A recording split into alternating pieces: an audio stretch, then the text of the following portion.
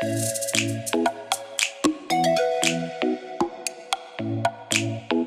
what's up guys, it's Sayak from Exploring Tech, and this year it's pretty hot, so I thought why not some cooling solutions. Okay, so let's get and review and look at the Antec A40 on how it cools in this hot season. Okay, so a little bit reference, I am running the Intel Core 2 Duo E8600 clock at 3.2 GHz. Yes, it's pretty old, with the Intel stock cooler, and temperatures around here can go as high, or actually are as high as 42 to 46 degrees Celsius during the noon time in summer. So yeah, it's pretty hot, and the average of a whole day temperature easily surpasses 38 degrees Celsius. So summer is actually a terrible time to be in India. Anyway, so the Antec A40 is priced at 2000 rupees. It comes with a blue LED, not RGB, and a 92mm fan with 4 copper heat pipes for better distribution of heat. And man, it is compatible with quite a number of sockets, both Intel and AMD. And for those wondering, here is the spec sheet. So first, let's see what comes in the box. At first is the cooler, of course. Some screws, or rather pins, to fix it to the motherboard. The bracket. This one supplied is for Intel, but this one's not for AMD. I think you have to buy the bracket for AMD separately. It looks a little bit different for AMD. And the thermal paste and the manual. Now, installing the CPU cooler is pretty straightforward. There are 2 types of pins supplied with this box. One is white in color and the other is black in color. First, secure the white pins into the brackets provided. Now there are 3 different cutouts for 3 different Intel sockets. So in the manual there is clearly specified which cutout is for which kind of socket. So do check that out. Secure the white pin onto the correct socket, and then secure the bracket itself on the motherboard. After that, push the black pins inside the white pins to secure the whole thing. That's just it. After that, apply the thermal paste and then put on the CPU cooler. It has 2 clips on both sides. It's pretty easy. Secure both the clips onto the anchors provided on the bracket, and that's basically it. Tip is that before securing the CPU cooler, do attach the 4-headed pin onto the motherboard, because it's going to be difficult after you secure the CPU cooler. The pin goes in just in place where the pin of the stock cooler went, because it's a 4-pin. Okay, so now the performance, let's get to it. It's actually the most important thing anyway.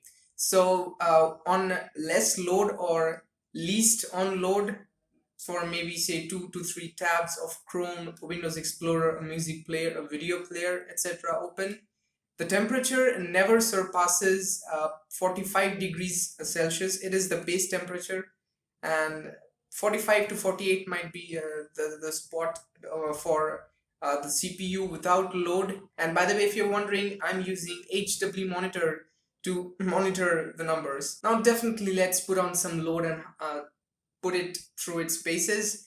Well, by load I mean I have not used any kind of dedicated software for that, putting load on that, but it's like Premiere Pro, editing in Premiere Pro, VLC, Paint, a couple of Chrome tabs, Windows Explorer, a music player maybe.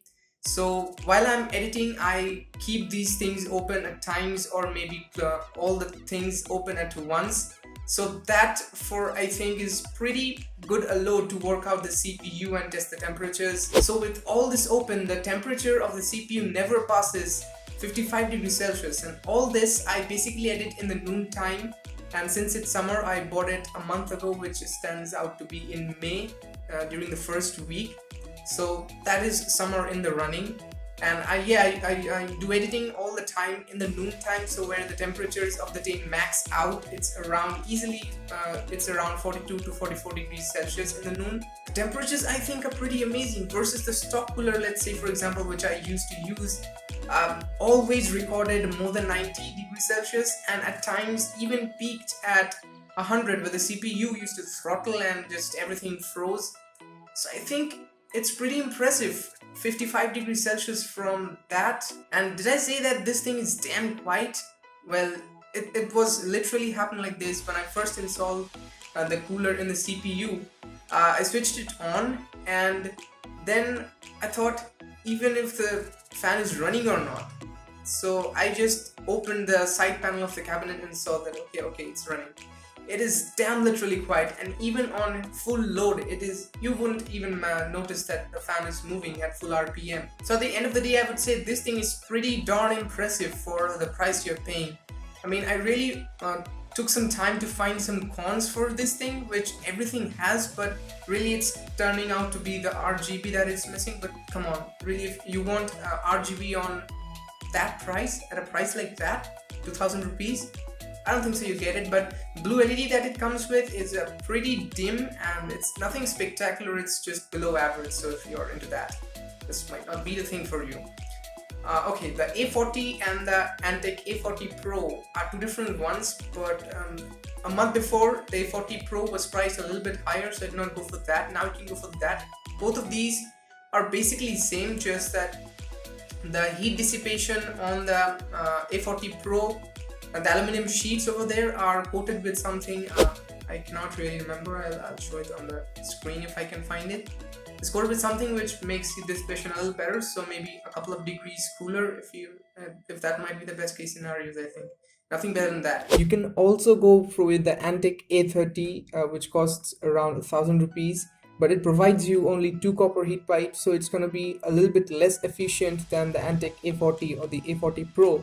So you can also go with that, the Antec A30, but I think it's better to go with the Antec A40 or the A40 Pro unless this one does not fit your budget. Basically, I think that the Antec A40 or the A40 Pro, since they are equal in price from now on, I think it's basically a sweet spot because it offers you 4 copper heat pipes and also does not cost as much, which is not a huge, but there is definitely a marginal quite a bit of difference from the higher or the better offerings from Cooler Master, which are probably the most sold or are more popular than these. So these perform really well, definitely, but they are gonna get you, the offerings in the Cooler Master are gonna get you somewhere a couple of degrees cooler at the most, I think. So the Antec A40 or the A40 Pro, I think, is the sweet spot for now. It performs really well, and I think does this job pretty well, except from that RGB. So yeah, I think you probably can't go wrong with this, and that's been it, I think. Do let me know in the comments what kind of aftermarket cooler you are using in your PC build, or if you are rocking the same stock cooler. Hit the like button if you liked it. Feel free to subscribe if you want. Thanks for watching. Until then, keep exploring.